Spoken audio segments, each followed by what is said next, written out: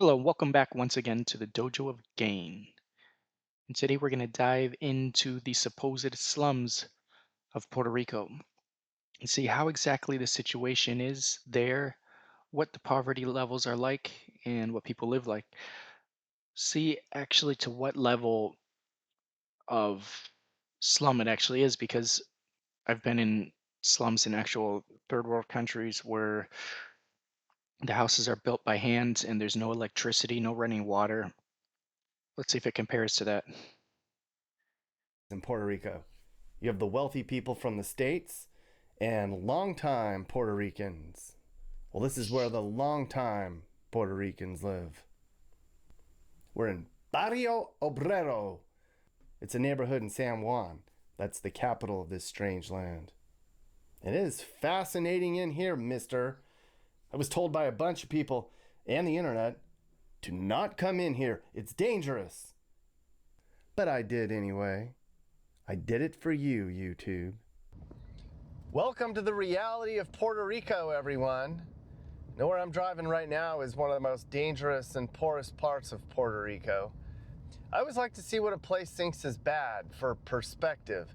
I've been to all the bad places in the United States, and, well, technically, this is part of the United States, so I had to see this place too.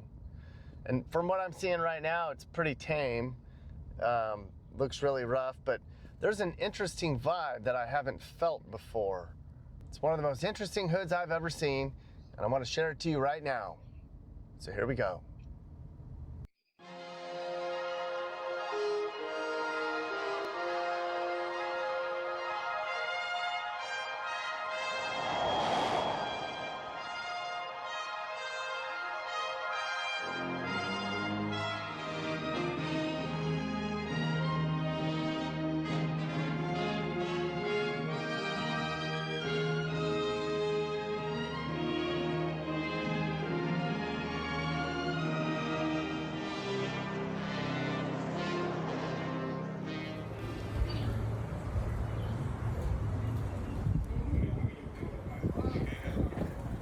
Okay, so it looks pretty rough, but I have seen places like this in the United States. Although it looks rough, it's still hard for it to be an ugly place just because Puerto Rico is a tropical island in the Caribbean and the palm trees and the surrounding areas are so beautiful. I still don't think it's a very ugly place, just has some rundown buildings.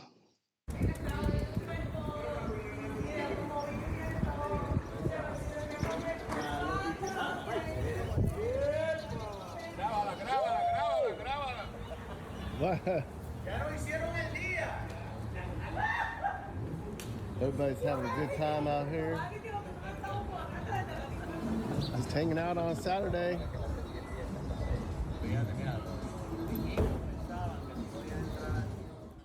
When I planned this trip, I did not think I'd be out of the car wandering around in the hood like I did that day. But there's a lot of things I didn't think I'd do on this. I actually stayed in the hood on my last trip in Puerto Rico just because the Airbnb, I didn't know the area. The pictures of the Airbnb look nice, and I was like a block away from the Caserío, but doesn't really bother me much. Nothing happened. As long as you're intelligent and I guess know when to go and where not to go, kind of stay safe. Although can't really know when and where not to go when you're not from the place. But I just for context, I've actually lived in basically the hood in Peru for almost a year. So yeah, I kind of feel comfortable in these type of places. Kind of know how to avoid issues if I have to avoid issues. Across the street when you just kind of like have a sixth sense, honestly. Like um people say that it's not real, but you definitely do. Like you walk down a street and you're like, I don't think I should go down here. You turn down the other way, and as long as you're able to listen to your gut feeling, usually you can avoid issues. Obviously you won't always avoid issues because issues happen, but issues can happen anywhere. Puerto Rico adventure. Barrio Obrero, the biggest Puerto Rican hood. We're about a 15-minute drive from downtown San Juan. Now, there's areas that look way more far gone, way more run down than this part of the island. Yeah, I don't think it qualifies as a slum. So there's levels to what a slum could be. If you're comparing it to like middle class, upper class America, obviously, then it's more run down, but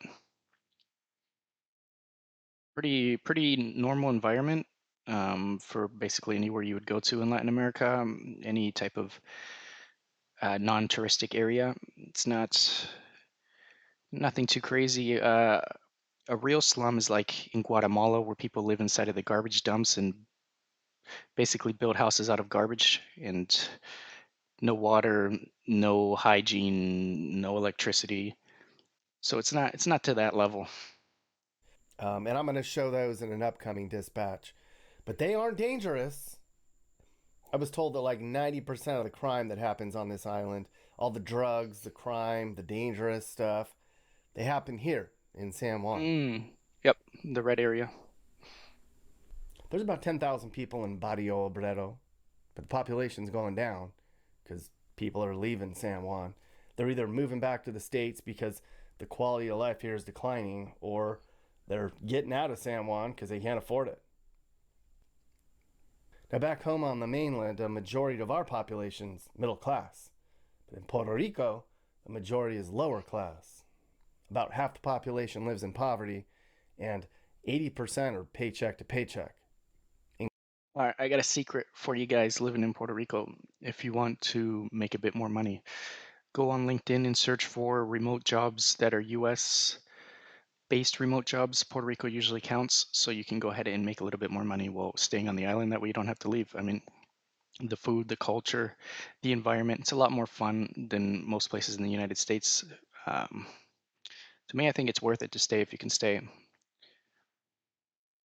A common job that you can get online pretty quickly is being an interpreter. So if you master speaking English, you live in Puerto Rico, you go ahead and be a Spanish English interpreter. A lot of those jobs are remote and they have no problem with you living in Puerto Rico.